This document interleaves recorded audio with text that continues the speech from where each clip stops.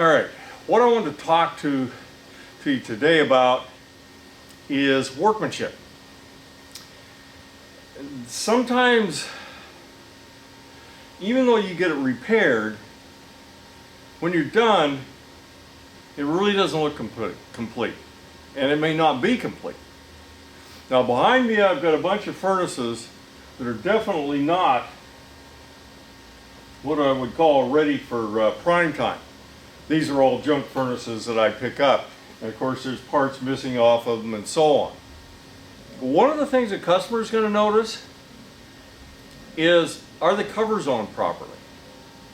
Are they, tight? Are they loose looking? What? I'll give you an example of this. Now this carrier furnace here, if you look close, this panel's not lined up right. This latch isn't latched on. It's bent on the bottom, is why it's all messed up. But are you going to leave this when you leave the guy's home? I mean, it's kind of, probably fall off right in front of it. So when you're finished with panels, be sure the panels fit and are on straight. One of the other things, a lot of these brackets that hold these on, they break, fall apart. These little doohickeys fall apart, disappear. If you have to, run a screw through them or something. But when you're done, make sure that thing looks as much like a new furnace as you can make it look.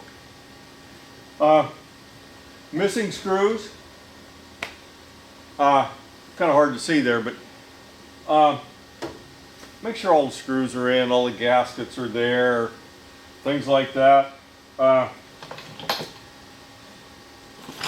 Take a look at this one. This is kind of a mess. When I'm putting this back together and I've got this kind of mess here, should I just go ahead and hook the wires up and just leave it like that? Kind of a rat's nest. It would be a nice idea to clean it up. Wire ties are cheap. Put some wire ties on this. Run these wires where they should be, away from rotating things and crap like that. Look right here. If you can see this, I'll get a close-up on it. There's no rubber cover there. Well, I think I want that rubber cover.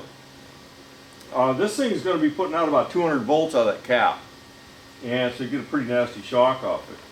So, and that's a part of workmanship. When you're looking at the furnace, when you're doing your service work on it, look at the entire thing. You've got a hot surface igniter that's broke. Don't just fix a hot surface igniter. Find some of the other stuff. Look at other things that are on there. This one here, I'm going to get close on that. Take a look at that. It's discolored because it's been overheating in there. That's something you should just be looking at. Just looking at everything around the furnace. Look at all the stuff around it. It's part of your job anyway. But just make sure you look at everything. Notice this thing here, there's no cover on it. Well, if you can find the cover, put the cover back on it.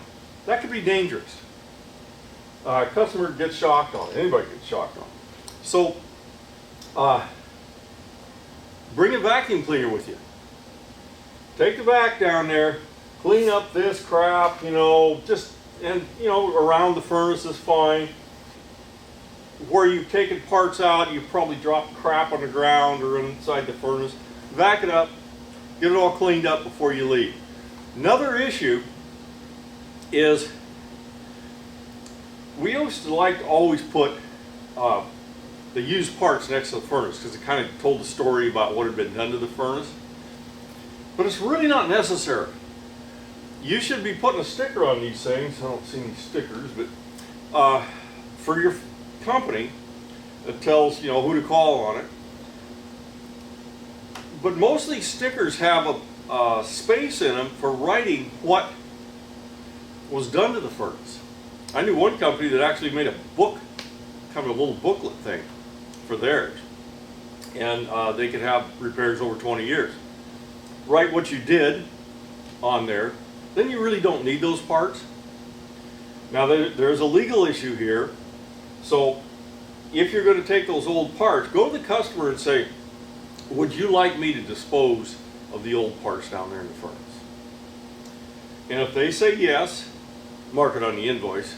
You know, make sure you put it in the invoice that the customer did not want the parts and that I disposed of them. Then take the parts out, put them in your truck and throw them in the junk back to the shop. So you want to leave this area clean. You want to leave it like, well, if I look at one of these things when I'm done, would I want that in my house? Would I want the condition of that thing, the way it looks in my house?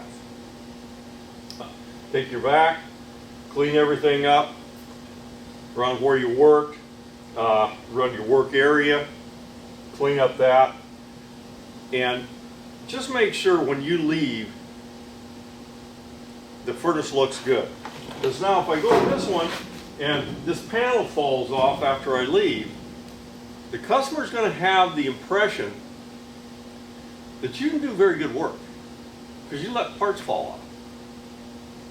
So, and this is a lot of times this is what the customer sees. He doesn't see that you did a great job replacing that fan motor, but he does see the cover fell off.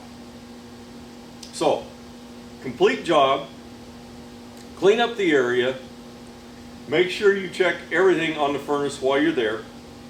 It's just good workmanship.